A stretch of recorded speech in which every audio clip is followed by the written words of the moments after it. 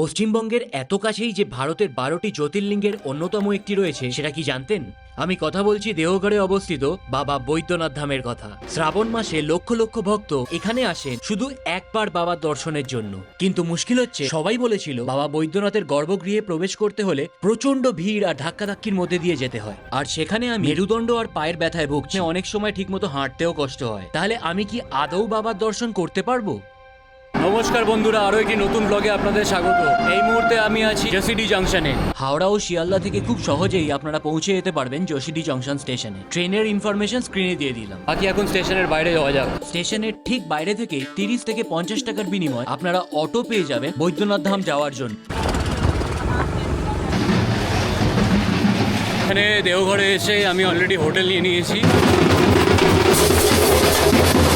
মন্দিরের থেকে প্রায় 200 মিটারের মধ্যে, খুবই সাধারণ রুম। ছিলাম ফার্স্টে আজকে পুজো দিয়ে দেবো, কিন্তু এখন কিন্তু বিভৎস ভিড় আছে, তাই জন্য কালকে ভোরবেলায় পুজো দেবো। বাকি এখানে তো আলাদাই ব্যাপার, লোকে দেখছি ঘোড়ায় চড়ে পুজো দিতে আসছে।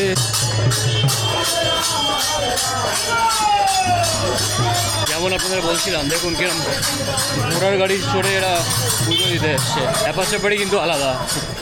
আমি এখানে অটো করে এসেছি, বাট হেঁটে হেঁটে অনেকটাই আসতে হয়েছে। এখানে কিন্তু হোটেল আপনারা মন্দিরের কাছে নিতে পারেন, তাতে ভোরবেলা পুজো দেওয়ার অনেক সুবিধা হবে। তবে এই হোটেলগুলো মন্দিরের কাছে হওয়ায় সবসময় কিন্তু ঢাক ঢোলের আওয়াজ পেতেই থাকবেন। আর হোটেলের মানও খুব একটা ভালো না, তাই ফ্যামিলি নিয়ে এলে একটু অসুবিধা হতে পারে। আর না হলে আপনারা হোটেল নিন ঘন্টা চকের কাছে, এখানে খুব ভালো ভালো হোটেল আপনারা রাস্তার দুধারে পেয়ে যাবেন। এটা হচ্ছে দেওঘর মন্দিরের কাছে অবস্থিত টাওয়ার চক। তো এখান থেকে কিন্তু প্রায় 1 কিলোমিটার দূর। তো ভোরবেলা যখন আপনারা পুজো দিতে যাবেন তখন কিন্তু ওখান থেকে হেঁটে যেতে হবে, এই টাইমটা হাতে ধরে রাখবেন। হোটেলের স্ট্যান্ডার্ড এখানে অনেক ভালো।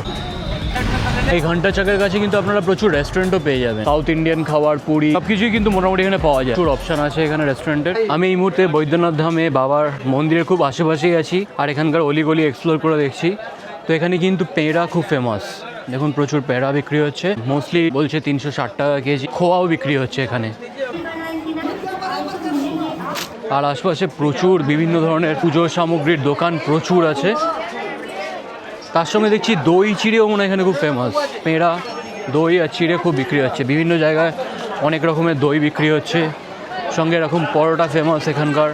আর বিভিন্ন জায়গায় কিন্তু বেশ সুন্দর পেঁড়াগুলো দেখে কিন্তু বেশ লোভই লাগছে। কালকে আমি ভোরবেলা মন্দিরে পুজো দিতে যাবো, তো আশা করি সেই সময় একটু ভিড় কম থাকবে, কারণ এখন একদম যাতা রকম ভিড় আছে। দেখুন একবার কত পেঁড়ার দোকান এখানে। মন্দিরের পাশেই আছে শিবগঙ্গা ঘাট, যেখানে শ্রাবণ মাসে স্নান করে এখান থেকে জল নিয়ে বাবার মাথায় ঢালা হয়। শ্রাবণ মাসে কিন্তু বাবার দর্শনের জন্য প্রচুর ভিড় হয়, বিশেষ করে শ্রাবণ মাসের সোমবার। মাঝে মাঝে এখানে কিন্তু 1 কিলোমিটারের বেশি লাইন হয়ে যায়। বাবা বৈদ্যনাথ ধামের মন্দির ভোর 4টে থেকে রাত 10টা অবধি খোলা থাকে, আর এর মাঝখানে বিভিন্ন সময় বিভিন্ন ধরনের আরতি এখানে হয়। বাবা বৈদ্যনাথ ধাম ভারতের 12টি জ্যোতির্লিঙ্গের অন্যতম এবং একই প্রাঙ্গণে অবস্থিত একটি শক্তিপীঠের জন্য এই ভূমি বিশেষভাবে পবিত্র বলে মনে করা হয়।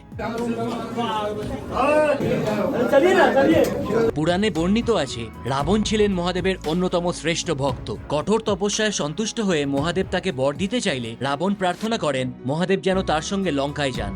মহাদেব সম্মত হলেও শর্ত ছিল পথে একবারও শিবলিঙ্গ মাটিতে রাখা যাবে না। দেবতাদের অনুরোধে ভগবান বিষ্ণু এক বালকের রূপ নিয়ে দেওঘরে উপস্থিত হন। প্রকৃতির ডাকে সাড়া দিতে গিয়ে রাবণ তার হাতে শিবলিঙ্গ তুলে দেন, কিন্তু ফিরতে দেরি হওয়ায় বালকরূপী বিষ্ণু শিবলিঙ্গটি এই পবিত্র ভূমিতেই প্রতিষ্ঠা করেন। রাবণ অনেক চেষ্টার পরেও আর সেটি তুলতে পারেননি। আর প্রচলিত বিশ্বাস অনুযায়ী সেই থেকেই বাবা বৈদ্যনাথ ধাম ভারতের 12টি জ্যোতির্লিঙ্গের অন্যতম হিসেবে এখানে পূজিত হয়ে আসছেন।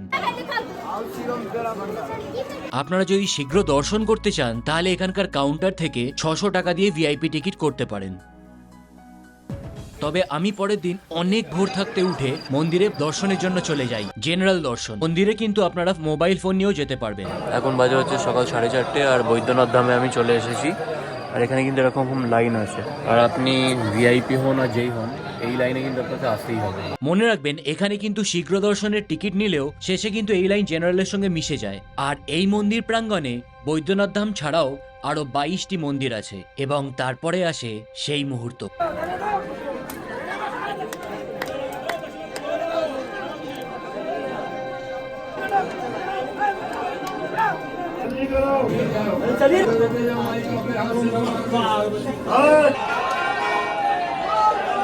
এই মুহূর্তে আমি আছি বৈদ্যনাথ ধামে, আর এখানে দেখুন এই বাবা বৈদ্যনাথ ধাম থেকে মায়ের মন্দিরে কিরমভাবে গাঁটছড়া বেঁধে রাখা হয়। এই হলো মন্দিরের কমপ্লেক্স। এখন বাজে 6:04, 4টের সময় লাইন দিয়েছি। খুবই অসাধারণ দর্শন আমার হয়ে গেছে মায়ের মন্দিরে, বাবা ধামে, দু জায়গাতেই। এত ভালো কোনো মন্দিরে দর্শন এর আগে আমার হয়নি। অসাধারণ অভিজ্ঞতা। আপনারা এলে কিন্তু বাবা ধামে অবশ্যই আসুন, লাইন দিন, ভোরের দিকে এসে লাইনে দাঁড়িয়ে যান, আর তারপর কিন্তু খুব ভালো মতন দর্শন আপনাদের হয়ে যাবে। এই হলো মায়ের মন্দির, শক্তিপীঠ।